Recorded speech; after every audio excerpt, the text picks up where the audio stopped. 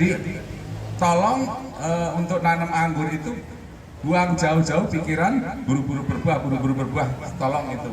Jadi yang penting tanaman sesubur-suburnya dulu, nanti saatnya berbuah juga akan berbuah.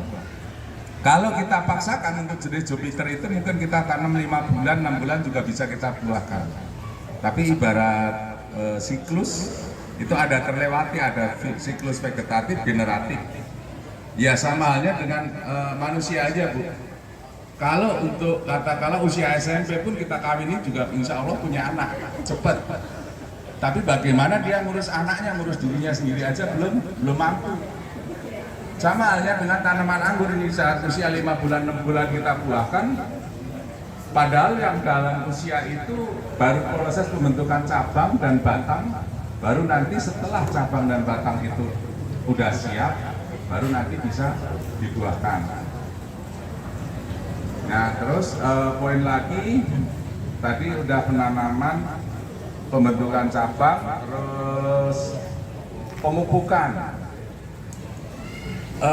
Saya selama ini untuk wilayah anggur Jakarta Utara ini dengan konsep organik, Bu, ya. Jadi kita udah nggak pakai pupuk namanya pupuk NPK, Urea, Ponska, MKP, KNO3, Karate Boron, itu kita udah nggak pakai. Dan alhamdulillah untuk komunitas anggur Jakarta Utara ini bisa dikatakan 90% udah ke organik. Memang saya juga ada sedikit kekecewaan dengan Pak Kepala Balai Karantina Jakarta Timur. Dia udah bikin kebun lumayan luas. Saya tanemin, kemarin laporan saya suruh melongok ke sana. Faktanya udah 7 bulan mati semua. Nah saya tanya, kenapa Dok bisa begini? Pak D datang nanam usia 2 bulan udah merambat 3 meter. Karena kesibukan kena jamur stuck. Ada yang ngasih tahu itu kurang nutrisi, suruh ngasih urea. Dikasih urea kebanyakan di pokok daun, di pokok batang. Jadi fatal banget akibatnya, tanaman overdosis, keracunan, mati.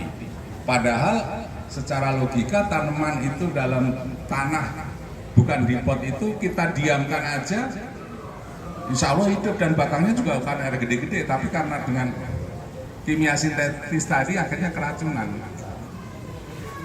Nah, jadi kalau yang kita pakai selama ini untuk wilayah utara adalah konsep organik. Konsep organik itu kita pakai buat pupuk, itu kita memanfaatkan sampah rumah tangga, sampah pasar, sampah sayur, itu bisa kita pupuk. Jadi secara logikanya, kalau bibit itu bibit kecil ini kita gedekan biar banyak daun, banyak subur, kita mungkin kita bikin pupuk organiknya yang mengandung unsur N atau nitrogen, bisa kita bikin dari sayur-sayuran. Cucian beras juga bagus. Nah, terus kalau kita di saat pakai untuk fase pembuahan, kita bikin pupuk juga dari buah-buah bekas, pisang yang udah nggak terpakai, itu bisa kita fermentasi untuk nanti merangsang pembuahan. Jadi segala sesuatu tapi harus terukur ya, Bu, ya. Artinya kita melakukan pemupukan itu jangan sampai punya anggapan semakin sering dipupuk, semakin banyak dipupuk akan cepat gede, cepat berbuah. Tolong tinggalkan itu jauh-jauh. Segala sesuatunya dengan cara terukur. Kita kasih tahu bahwasanya dengan air cucian beras itu bagus. Karena udah nganggep air cucian beras itu bagus, masak pagi airnya disiramin, masak sore disiramin, terus menerus kayak begitu, ya akhirnya tanaman mati lagi. Dan punya anggapan anggur susah, padahal nggak begitu.